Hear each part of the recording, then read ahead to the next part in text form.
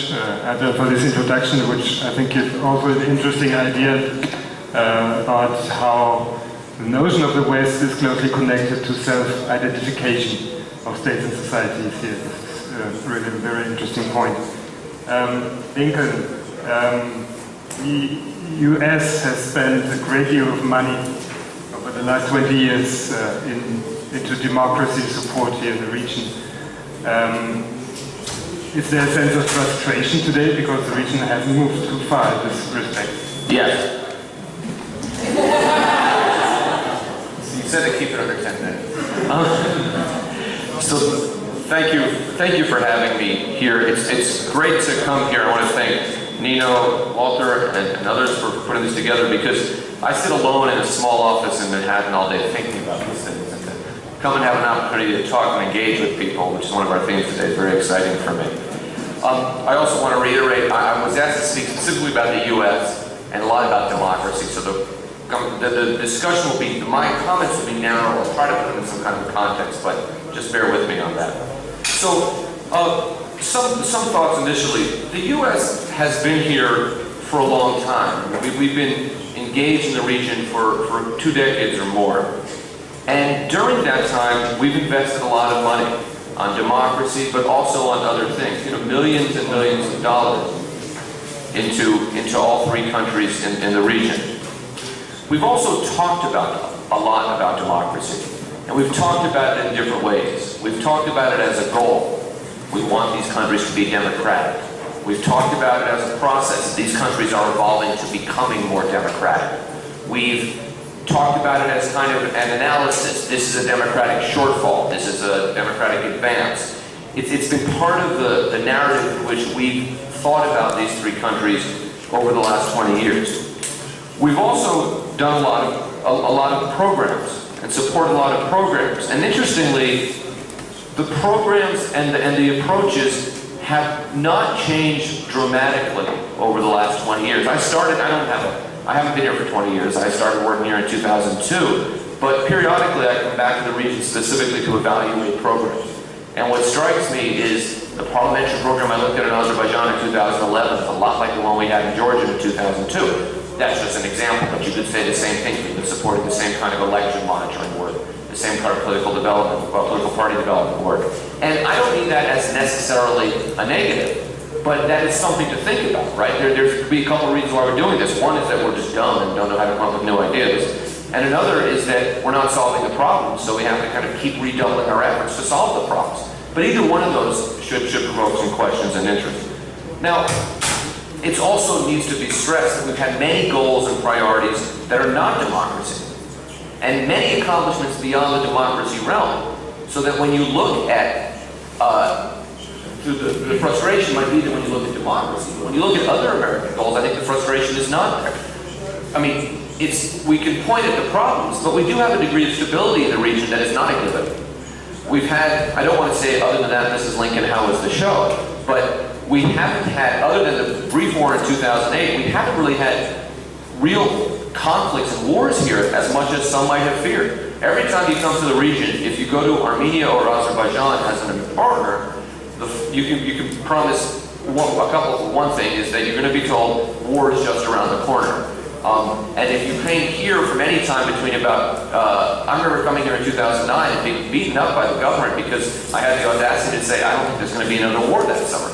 But we haven't had as many wars as some have feared, and that's been a U.S. goal in the region too. We like peace. And the last thing I would say, the second last thing at this point is, despite the shortcomings, despite the frustration, we have remained engaged, and we likely will remain engaged, and that's important for understanding the U.S. policy in the region. I would also, Walter asked me to speak about this, so I'll mention this. A lot of our work on democracy has been at the surface. It hasn't been deep enough.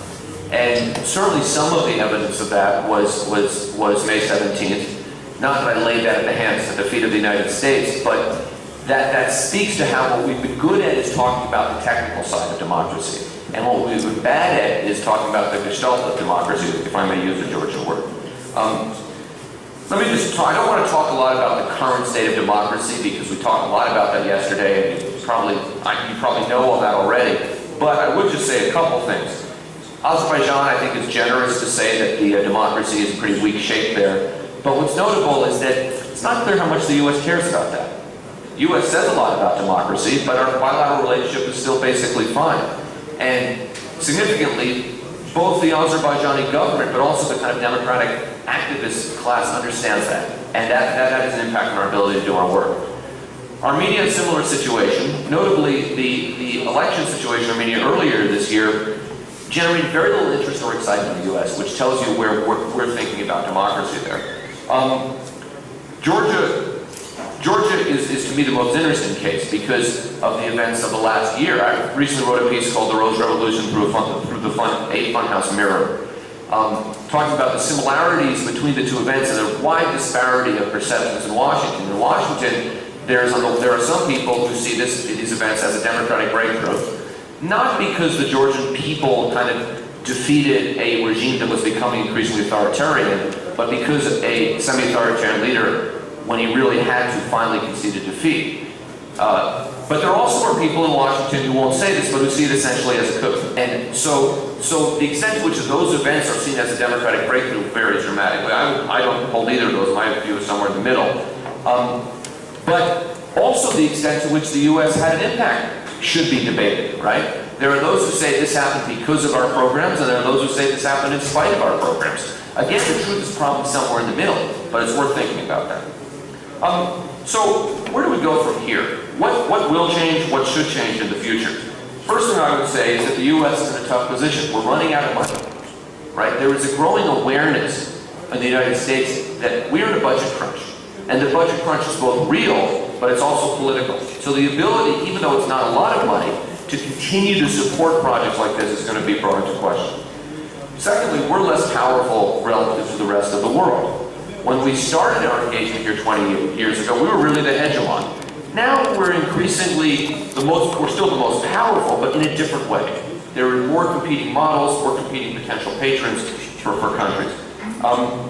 We're also going to be engaged here because the paradox of U.S. power is that we're powerful enough to influence, not determine, but influence outcomes and events all over the world.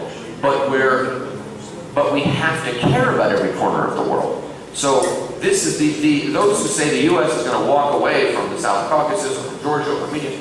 I don't know how the U.S. can do that. It's a very difficult thing to do because we're in very deep here. We're in a network of relationships and concerns that go far beyond here. However, I think over time we'll see less of an interest in democracy. Part of that will rise from the frustration that you mentioned. Part of that will rise from the awareness that we're not having the impact we would like. And maybe we can't do all the things we'd like to do. And we're going to have to confront that. Well, a lot of the dialogue in Washington is still about should we be doing, or not just in Washington, the United States, should we be doing democracy assistance? But another piece of that is can we do it? It doesn't matter if we should do it, if we can make those arguments, if we're not able to move the ball forward on democracy, and there's evidence to suggest that might be the case here. We also have to get the messaging straight and figure out how important democracy really is and how we present that to people. Because when we say democracy is important and we don't act on that, we undermine our credibility. And we're, I think, already beginning to pay a price for that in the region. I'm going to wrap up with a conclusion because I have 1 or 2 more minutes here. I've said this many times, so pardon me for saying it again, but the democracy lens remains a flawed lens, both for understanding the regimes here, right? For understanding, for example, if we look at the regime development in Georgia this last couple of years, there are some really notable things that have nothing to do particularly with democracy, right? The enduring import of informal power, right? The enduring tendency of power to be hyper-personalized. If we're just talking about is it a step forward or is it a step back, we miss that. So we have to think more about regimes. We also have to think about interests, our interests in the region. How important is democracy really for us? And the fiscal and political limits of doing the things we might want to do. Now, I'm going to wrap up with 4 questions, even though it's not springtime, for some assumptions that the U.S. needs to examine in the region. The first assumption is that we can make an impact. Implicit in our engagement here is that these programs and policies will have an impact on political development. It's time when we look around that we have to begin to question that. What is it that we actually can do to make Azerbaijan more democratic? short of, I don't know what, I don't think that's an easy question to answer, particularly given, what our abilities and limits are. And you can say the same thing in the other countries of the region as well. Secondly, we have the assumption that we have the resources. There's only two places where, if we have this kind of network of U.S. engagement in the region, but the money, whether it comes from an NGO or from a foundation, unless it's Soros, but from like the Eurasian Foundation, or whether it comes from the U.S. government or a discretionary fund of some branch or another, there's only two places this money comes from. One is from tax-paying Americans, and the other is from borrowing it from China. And, Americans don't like, they've read this, aren't crazy about paying taxes all the time. Borrowing money from China may not be the greatest idea in the world. Sure not going away.